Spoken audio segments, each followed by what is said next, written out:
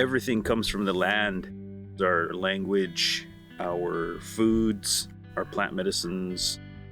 What many outsiders call wilderness is actually our home. It's everything to us, and people can't talk about the land without talking about the indigenous connections to it.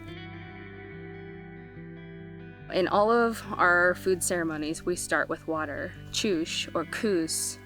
For us, water is our first food, not just for sustaining our bodies, but sustaining our relationship with the land.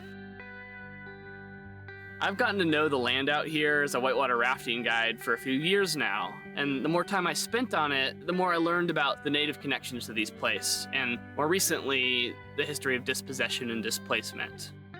I wanted to engage with this in a helpful way, and I thought, what can I share?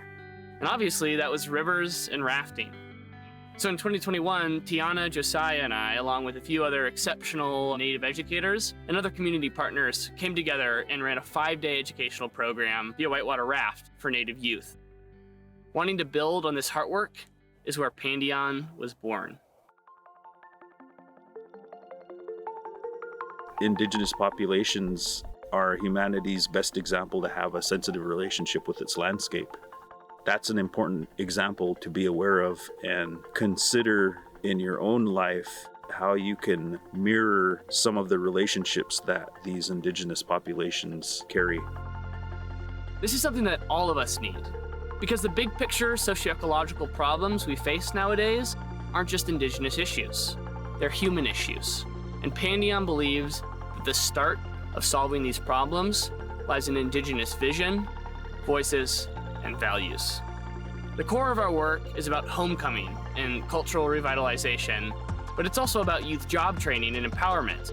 We're continuing to run educational programs for students and teachers on land and building out an internship program that provides Indigenous young adults training and job placements in recreation and natural resources work.